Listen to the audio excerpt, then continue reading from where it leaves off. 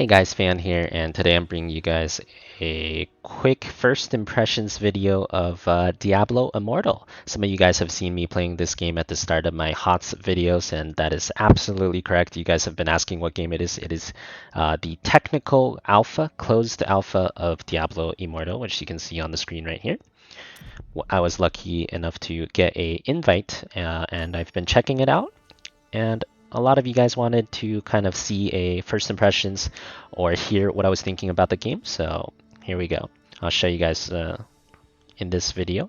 I think first thing I'm going to do is go into a Elder Rift here and just show you directly the gameplay. You can get a quick sense of how the game works through this.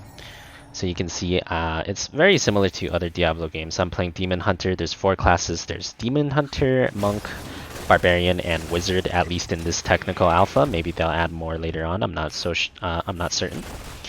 And you can see it's very similar to any other Diablo game. Reminds me a lot of Diablo 3. You can see the numbers you're doing, the crit damage indicators. The way the controls work is that my left thumb, wherever it touches the screen, will form the virtual joystick that lets me move around my character. And then with my right hand, I can control all of my skills and abilities. So my skills here, I have sentry turrets, I have a rain of arrows, rain of vengeance, multi-shot, and also strafe. If you guys play Vola in HOTS, I'm sure you'll be familiar with most of these mechanics as well here. You can see there's like a unique monster there that's kind of hard to kill. His name is highlighted in yellow. I'm gonna have to kite this one out a little bit here. And yeah, combat feels pretty smooth. You can see for yourself on the screen how it looks when you're running these Elder Riffs, which are usually part of, I believe, like part of the mid to end game content. So once you get to mid to end game, you can start unlocking these. I believe it was the same in Diablo 3. And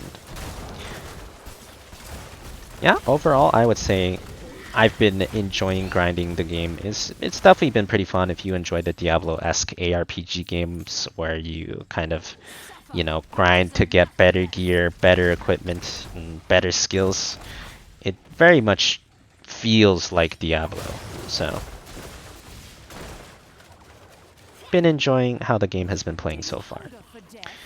Just doing your typical strategy here of gathering as many mobs as possible and trying to one-shot them to save time, because on the Elder Rifts we are a little bit of on a time crunch. You can see on the left side of the screen we're doing really well. We're not really rushed for time, but there is a time limit for all of these. And you only succeed if you can finish the level within the time limit. Got a protection shrine here. Also, you can see the way potions works is you have a maximum of 3 potions and they slowly regenerate over time. Kind of simplifying it a little bit for the mobile game. And if I want to use a potion, I just click the potion button on the right side of my screen. Alright, we should be getting to the boss level soon here. Trying to pull every one of these mobs up real quick. You can see a special blue mob here that gives more progression. It's like a boss mob, so I'm gonna start killing everything over here. And summon the boss for this rift. Looks like a clone of Baal here. And a lot of the bosses will have mechanics like what you're seeing on screen right now, where you have to dodge a bunch of stuff coming at you.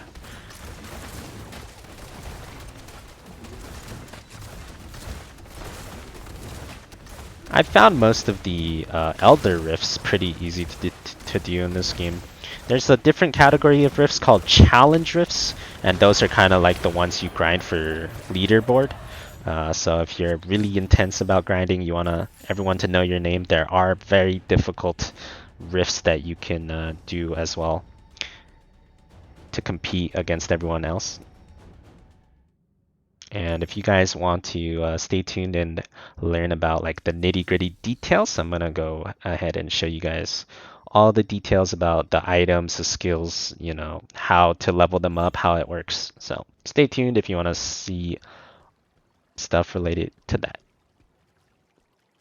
Okay, so this is one of the bigger cities. I'll show you guys the map real quick. West March is one of the biggest cities. There's several different regions. Right now, I'm in difficulty Hell 1, so all the regions say level 45, the max level, because you can only reach here once you're max level. But you can just quickly switch through all the regions just on your mini map.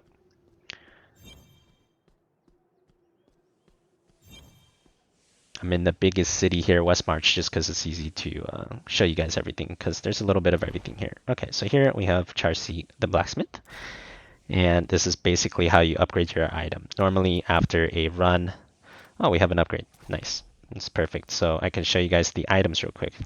You can see it's very easy to tell when you have an upgrade. The game basically tells you there's like a power level that you can very easily compare. And this power level is higher than the power level on my ring. So I'm going to go ahead and equip that. Hi there.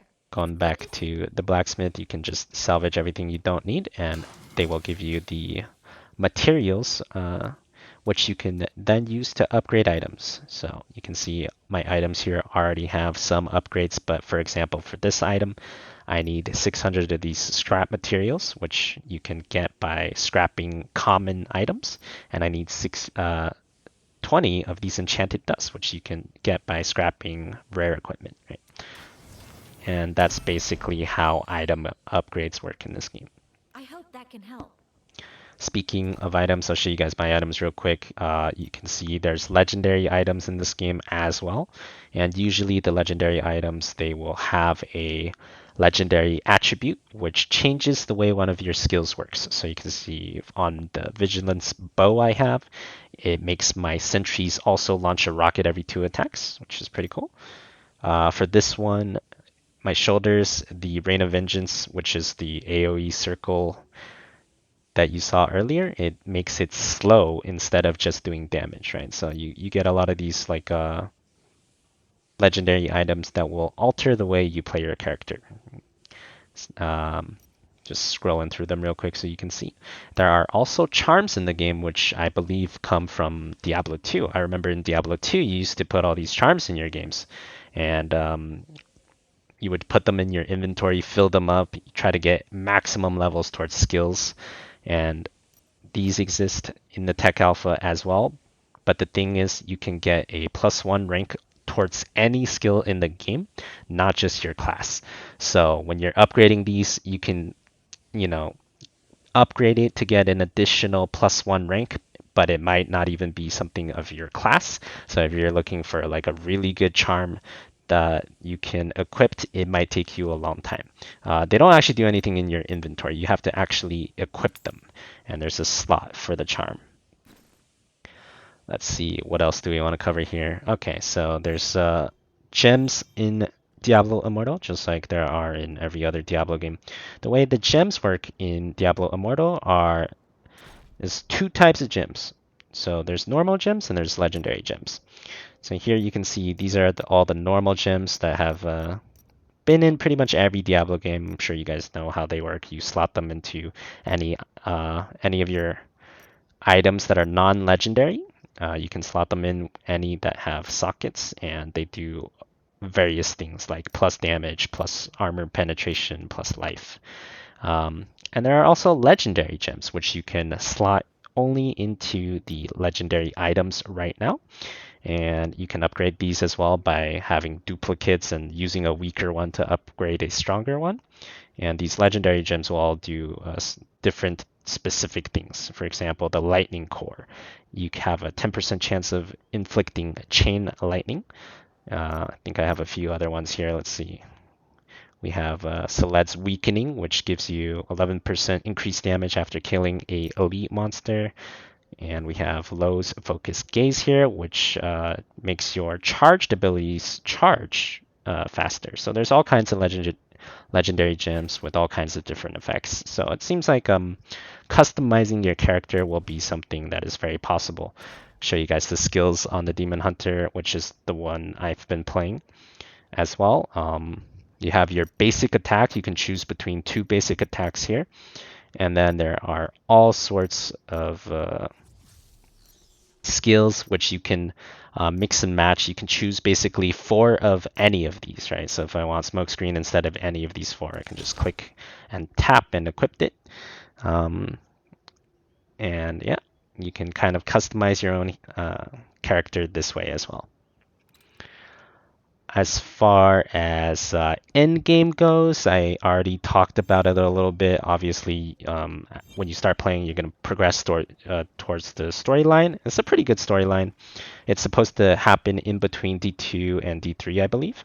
And you're going to see a lot of familiar faces if you've already played the other Diablo franchises. Um, and as far as endgame goes, you can always do the Elder Rift, which I just showed you to grind for better equipment, or you can do this Challenge Rift.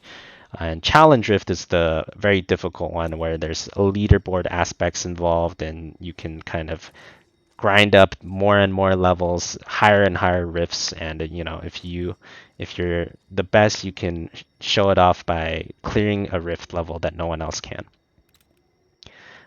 In terms of phone game, because it is on your phone, there are some like phone elements as well. For example, there is a first kill daily reward thing that happens all the time. I didn't get this because it doesn't count in Rifts, but if you go out in the open world and just kill a mob, you'll get it. So there's like daily rewards. It's a lot of things to keep you coming back. There's like a bounty board here where you can get a lot of gold and experience, and every day these will refresh, so you can just clear these daily quests or daily bounties. And also they added a battle pass, so it's pretty self-explanatory as well. I'm not gonna go over it too much, but yeah, you can get rewards for playing. There's a free-to-play tier, and then there's the paid version as well, as with most games.